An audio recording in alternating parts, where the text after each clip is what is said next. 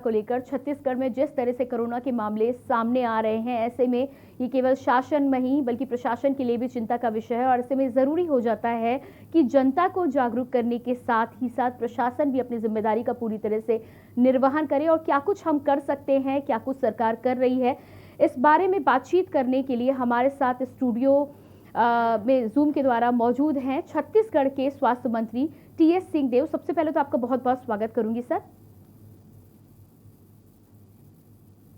जी आपसे बात करना चाहूंगी कोरोना को लेकर। हम यदि छत्तीसगढ़ की स्थिति के बारे में बात करें तो पिछले कुछ दिनों में जो आंकड़े आ रहे हैं वो वाकई डरावने हैं और ऐसे में शासन और प्रशासन साथ ही सरकार क्या कदम उठा रही है कोरोना की रफ्तार को धीमी करने के लिए?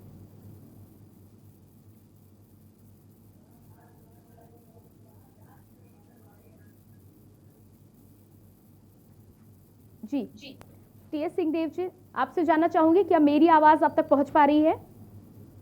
एक बार फिर से अपनी टीम से अनुरोध करूंगी मैं कि छत्तीसगढ़ के स्वास्थ्य मंत्री से दोबारा संपर्क करने की कोशिश की जाए। इसी बीच में आपको कोरोना की जानकारी के बारे में यदि हम बात करें तो छत्तीसगढ़ में जो आंकड़े हैं वो बेहद डरावने हैं। होली के त्योहार में हालांकि शासन और प्रशासन दोनों ने तमाम कोरोना की गाइडलाइंस जारी की थी, एसओपी जारी की थी और दिशा निर्देश भी दिए थे, लेकिन उसके बावजूद भी जिस तरह से आंकड़े सामने आ रहे हैं इसके पीछे कई कारण हो सकते हैं। कई बार ये माना गया है कि जो टेस्टिंग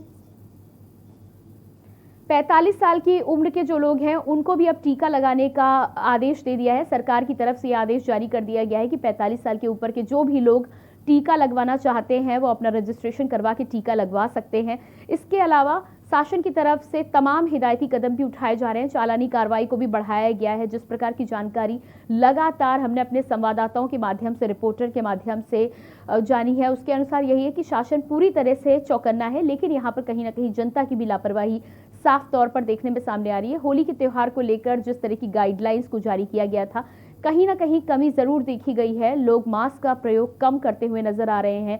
सैनिटाइजर, कोरोना गाइडलाइंस का पालन भी कम हो रहा है। ऐसे में शासन प्रशासन दोनों की जिम्मेदारी बढ़ जाती है, लेकिन जिम्मेदारी यहाँ पर जनता की भी बढ़ जाती है।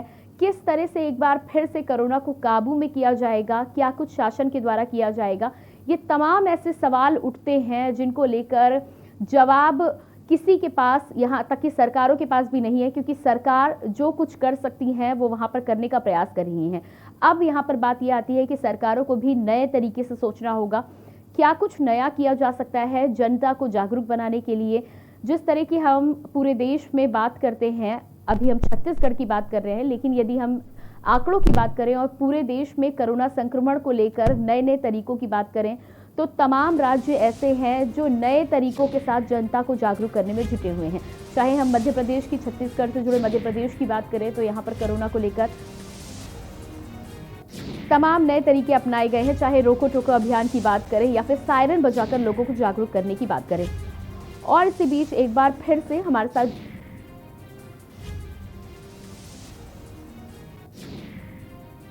कोरोना को लेकर तमाम जानकारियों के साथ ही साथ हम के न्यूज के माध्यम से भी अपने दर्शकों को लगातार जागरूक करने का प्रयास कर रहे हैं। कोविड का ये समय एक ऐसा समय है जो मुश्किल की घड़ी है, ना केवल राज्यों के लिए बल्कि पूरे देश के लिए।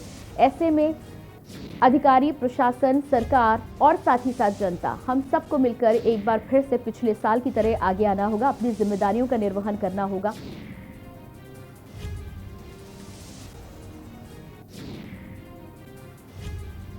और कोरोना को लेकर तमाम जानकारियों के साथ ही साथ लगातार हमारा प्रयास यही है कि ताजा आंकड़े आप तक पहुंचाए जाएं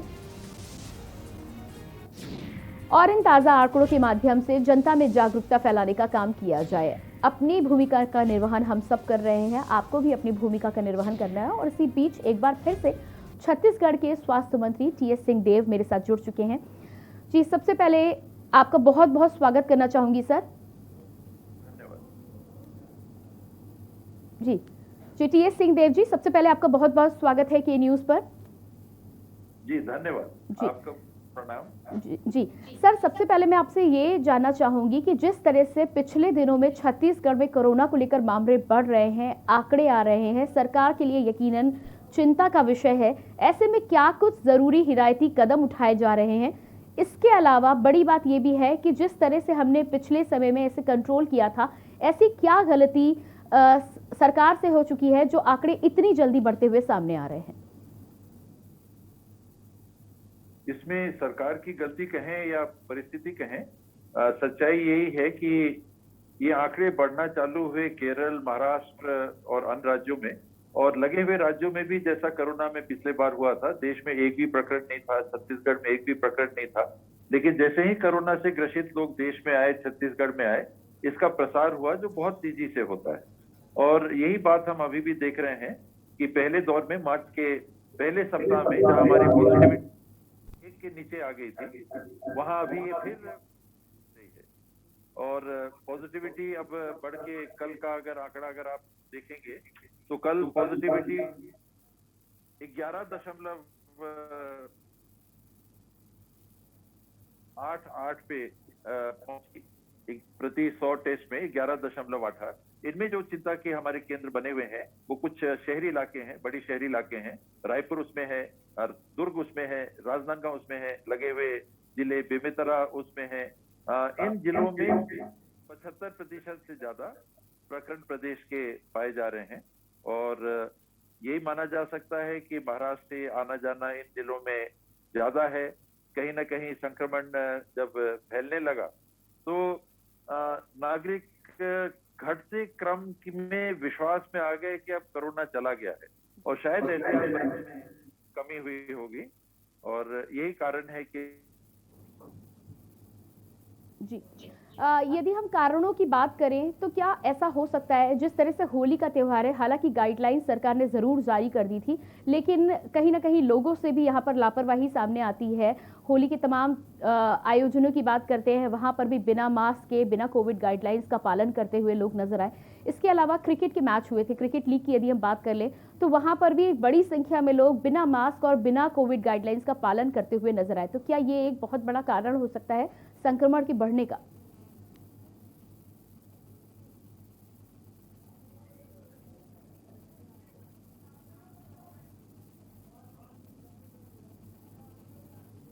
जी, क्या मेरी आवाज आप तक पहुंच पा रही है? शायद हमारा संपर्क टूट गया है। फिलहाल हमसे जुड़ने के लिए आपका बहुत बहुत धन्यवाद करना चाहेंगे सर। और यहाँ पर कोरोना को लेकर जिस तरह की स्थितियां बन रही हैं, जिस तरह के आंकड़े सामने आ रहे हैं, ऐसे में बड़ी बात यहाँ पर यह हो जाती है कि जिस तरह से आंकड़ा टीएस सिंहदेव जी ने भी बातचीत में हमें पहले बताया था कि आंकड़ा इस बार बहुत तेजी से बढ़ा है। पिछली बार संक्रमण की दर 1% से 6% आने में एक लंबा चौड़ा समय लगा था, लेकिन इस बार की यदि हम बात करें तो सिर्फ 4 हफ्तों में ही संक्रमण की दर 1% से बढ़कर 6% तक पहुंच गई है। और छत्तीसगढ़ में भी स्थिति यही बनी हुई है। इसके अलावा तमाम राज्यों की हम बात करते हैं, खासतौर से 12 ऐसे मुख्य राज्य हैं जहां पर संक्रमण की रफ्तार बहुत तेजी से बढ़ रही है। पूरे देश की यदि हम बात करते हैं तो 5% है, लेकिन महाराष्ट्र की बात कर ले, गोवा, छत्तीसगढ़, हिमाचल, ये ऐसे कई राज्य हैं जहां पर संक्रमण की दर लगातार बढ़ी हुई है। राज्य सरकारें पूरी तरह से जागरूक हैं, लोगों को जागरूक करने का प्रयास कर रही। राज्य सरकारें जिस तरह से लगातार जागरूक हैं और प्रयास कर रही हैं, ऐसे में एक बार फिर से संपर्क हमने साधा है छत्तीसगढ़ के स्वास्थ्य मंत्री टीएस सिंहदेव जी से। सर, आपका बहुत बहुत एक बार फिर से स्वागत है। क्षमा चाहूंगी, नेटवर्क की कमी के चलते लगातार संपर्क हमारा टूट रहा है। उम्मीद करती हूँ कि इस बार संपर्क बना रहेगा। अपने सवाल को मैं एक बार फिर से दोहरा दूं। मेरा सवाल ये था कि जिस तरह के होली की गाइडलाइंस जारी की थी सरकार ने, सरकार अपना काम कर रही है, लेकिन कहीं ना कहीं जनता की लापरवाही देखने को मिल रही है। होली के आयोजनों में भी बिना मास्क, बिना कोविड गाइडलाइंस का लोग पालन करते हुए नजर आए। साथ ही साथ पिछले कुछ समय से क्रिकेट लीग भी चल रही थी, क्रिकेट के मैच हुए हैं, उसमें भी देखा गया है कि बड़ी संख्या में लोग बिना मास्क, बिना सैनिटाइजर और कोविड गाइडलाइंस का पालन करते हुए नहीं नजर आए हैं। तो क्या ये एक बड़ी वजह हो सकती है संक्रमण को बढ़ाने में? होली का प्रभाव तो दिख नहीं रहा है। 28 तारीख तो संक्रमण हम मानते हैं कि 5 दिन बाद लक्षण दिखते हैं। तो 5 दिन बाद अगर लक्षण दिखेंगे 29 तारीख के, तो 3 तारीख 4 तारीख तक जाके होली का प्रभाव दिखेगा। और उसमें समय फिर टूट गया है, मेरे ख्याल से टूट गया। जी, इसके अलावा क्रिकेट मैच की भी यदि बात की जाए तो क्रिकेट, पहली बात तो क्रिकेट का मैच जब आयोजित होता है तो कई जगह पर ऐसा हुआ है कि दर्शकों को जाने की इजाज़त नहीं दी गई है। उसके अलावा यही यदि कहीं पर इजाज़त दी भी जाती है तो कोरोना गाइडलाइंस का पालन करा जाए, ये सुनिश्चित किया जाना चाहिए। तो क्या लापरवाही हुई है यहाँ पर? क्रिकेट मैच में जब अनुमति दी गई थी खिलाड़ियों को, राष्ट्रीय स्तर के हमारे सुपरस्टार रहे हैं, उस समय कोरोना का दर काफी कम हो गया था। और जब मैचेस आए उस समय भी कोई ऐसी स्थिति नहीं आ रही थी, जैसे मैंने बताया कि मार्च के पहले हफ्ता में 1 से कम पे कोरोना की पॉजिटिविटी आ गई थी। लेकिन एक ये संजोग दिखता है कि क्रिकेट का आयोजन भी हुआ और केसेस भी बढ़े हैं।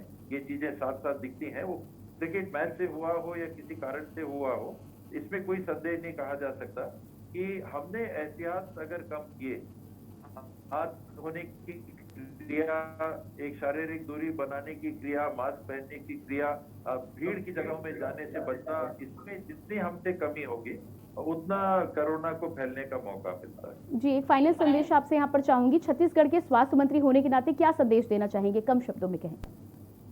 इसमें 2 चीजें हैं। एक, मैं विशेष करके अपने युवा वर्ग से ये निवेदन करूंगा कि आप लोग और केयरफुल होइए और इन जो कोविड अप्रोप्रिएट भी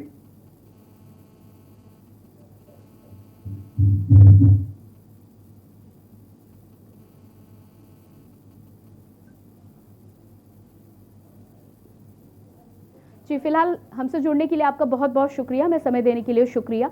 और हम बातचीत कर रहे थे छत्तीसगढ़ के स्वास्थ्य मंत्री टीएस सिंहदेव जी से, जिन्होंने तमाम युवाओं के साथ ही साथ आम जनता से भी अपील की है कि कोविड गाइडलाइंस का पूरी तरह से पालन करें और मिलकर हमें कोविड की लड़ाई लड़नी है। इसके साथ ही हम कोविड को हरा पाएंगे। फिलहाल इस बुलेटिन में इतना ही। ताज़ा जानकारी के लिए आप लगातार बने रहिए के न्यूज़ इंडिया के साथ। नमस्कार।